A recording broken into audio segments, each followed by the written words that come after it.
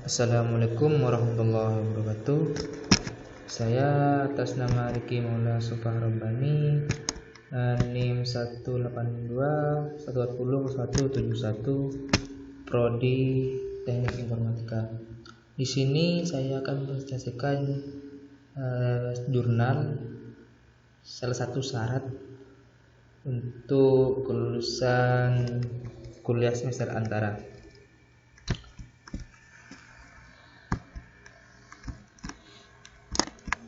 Di sini utama ada judul, judulnya ialah Sistem Informasi Pengolahan Sampah di Pondok Pesantren Nurul Jadid, dan jurnalnya ialah di Proceeding Seniati, dan volume dan halamannya ialah volume 3 dan nomor 1 tahun 2017, penulis atas nama Muhammad Faid dan Muhammad Jasri. Reviewer Riki Maula Sufahrobani, NIM 182140171. Yang pertama, pendahuluan. Di pendahuluan terdapat latar belakang. Nah, di sini latar belakang dari judul tersebut ialah Pondok Pesantren Nurul Jadid adalah salah satu pondok pesantren yang ada pada wilayah Kabupaten Probolinggo dan sudah memiliki banyak alumni. Jumlah santri yang sudah mencapai ribuan menjadi permasalahan yang sangat serius di Pondok Pesantren Nurul Jadid. Salah satunya adalah masalah sampah. Dengan banyak santri, tentu sampah juga akan semakin banyak, sehingga hal ini memaksa pihak pondok pesantren untuk memutar otak bagaimana cara mengurangi sampah perharinya. Salah satu usaha yang dilakukan pondok pesantren adalah membuat bank sampah di mana membernya adalah para santri. Nah, di sini setelah latar belakang, sini ada rumusan masalah. Nah, rumusan masalahnya apa? Berdasarkan uraian di atas, dapat dirumuskan masalah dalam penerapan sistem informasi pengolahan sampah di Pondok Pesantren Nurul Jadid adalah sebagai berikut. Bagaimana membuat sistem informasi pengolahan sampah di Pondok Pesantren Nurul Jadid Python Probolinggo? Nah, dan tujuan penelitiannya ialah identifikasi kebutuhan dilakukan untuk mendapatkan data dan informasi terkait kegiatan proses penanganan data pada bank sampah di Pondok Pesantren Nurul Jadid.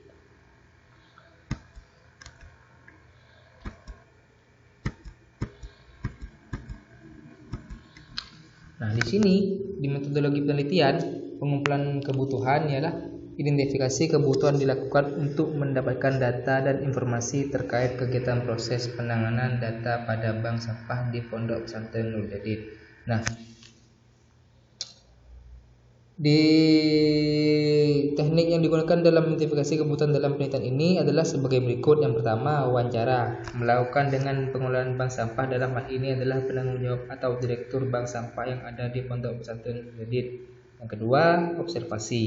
Melakukan observasi langsung terhadap dokumen yang berkaitan dengan prosedur dalam pengolahan bank sampah, pelaporan dari bank sampah ke pihak pondok, dan data apa saja yang harus ditampilkan dalam sistem visualisasi data. Nah, di sini ada analisis kebutuhan.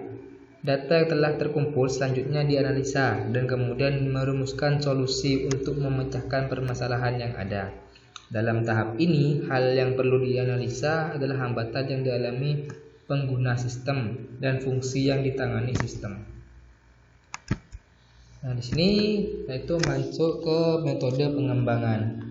Nah, di metode pengembangan ini adalah pada penelitian ini metode pengembangan sistemnya menggunakan model V. Model V adalah suatu variasi dari model waterfall seperti gambar di bawah ini.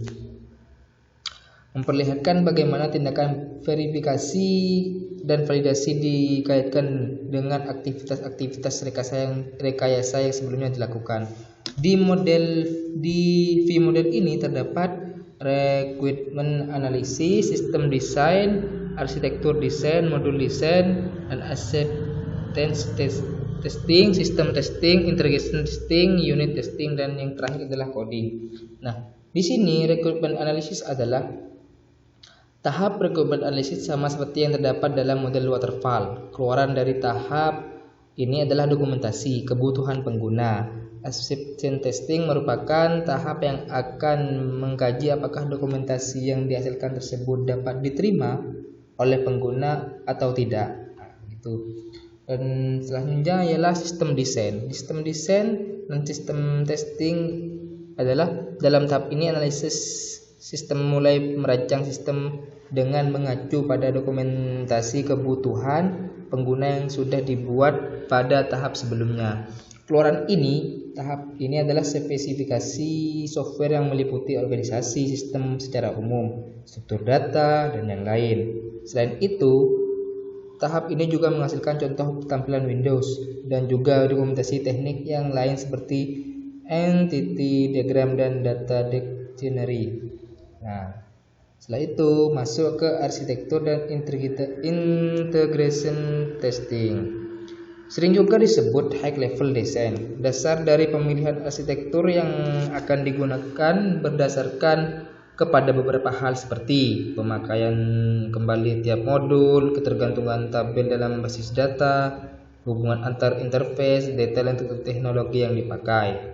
Nah, setelah itu modul desain dan unit testing.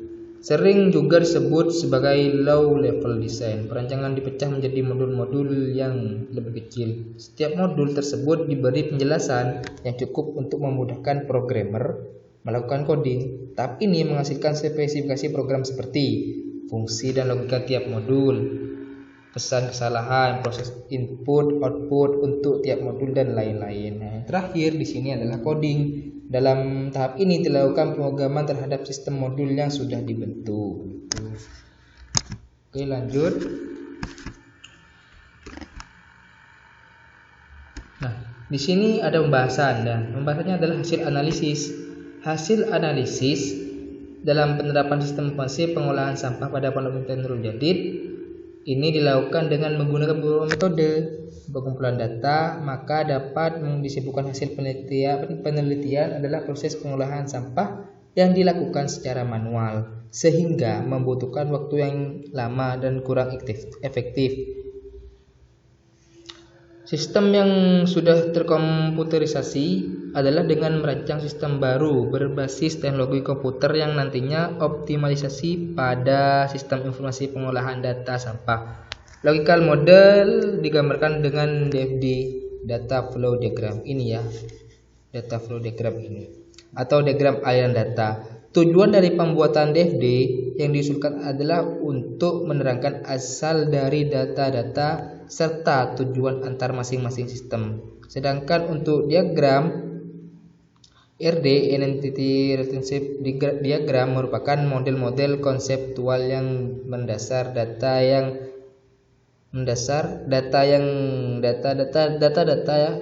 yang dijadikan sebagai penyimpanan proses.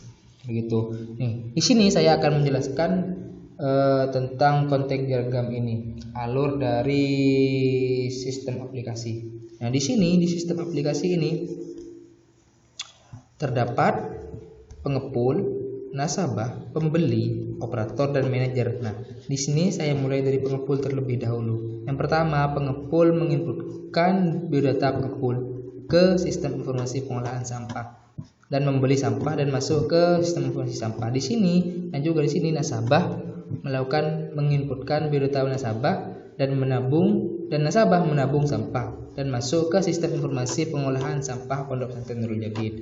Nah, di sini juga pembeli membeli produk daur ulang. Nah, di sini operator, dan juga operator ya. Operator menginputkan biodata operator nih. Setelah itu menginputkan jenis sampah dan menginputkan produk daur ulang. Nah, di sini manajer menerima laporan data sampah masuk, laporan data keluar. Nah, saya balik lagi di pengepul. Setelah operator menginputkan biodata operator, jenis sampah dan produk daur ulang, di sini pengepul mendapatkan nota pembelian sampah dan juga di nasabah ini mendapatkan slip tabungannya. Begitu. Oke, lanjut. Nah, ERD. Di sini saya sudah jelaskan tadi ERD itu apa. Saya akan menjelaskan terkait proses jalannya ERD ini. Saya akan memulainya dari pengepul. Di sini satu pengepul melakukan banyak transaksi pembeli dari pengepul nih. Dan di sini transaksi pembeli dari banyak pengepul memiliki satu jenis sampah, dan satu jenis sampah memiliki banyak transaksi tabungan. Nah, dan banyak transaksi tabungan ini ialah dilakukan oleh satu nasabah gitu. Dan kembali lagi di transaksi pembeli dari pengepul. Nah, di sini transaksi pembeli dari pengepul ini ialah dilayani oleh satu operator gitu. Jadi entitas dari pengepul ke transaksi pembeli dari pembeli pengepul ialah one to many. Dan di sini dari transaksi pengepul dan transaksi pembeli dari pengepul many to one. Nah, saya akan menjelaskan di sini nih. Jika simbol N itu artinya banyak, jika satu artinya one. Jadi N simbol N ini adalah many. Jadi many to one begitu. Lanjut. Nah, setelah dari transaksi pembeli dari pengepul, nah saya lanjut ke operator nih sini nih. Satu operator melayani banyak transaksi penjualan dari daur ulang, dan banyak transaksi penjualan daur ulang dilakukan oleh satu daur ulang gitu. Dan di sini juga satu operator melayani banyak transaksi tabungan gitu. Jadi kesimpulannya ialah di sini menggunakan one to many atau many to one, artinya satu ke banyak atau banyak ke satu gitu. Dan juga perancangan dan pembangunan sistem informasi pengolahan data sampah menghasilkan fitur visualisasi data bank sampah di Pondok Pesantren Nurul Jadid secara sistem offline. Fitur dalam sistem offline terdiri dari mengolah data bank sampah, melihat histori penimbangan sampah, mengolah data pengepul database pengelola data pengepul dan database pengepul, serta melihat histori tabungan nasabah yang lain adalah santri di Pondok Pesantren Jadid. Itu penjelasan dari saya, kurang lebihnya mohon maaf. Wabillahi taufiq wal hidayah. Wassalamualaikum warahmatullahi wabarakatuh.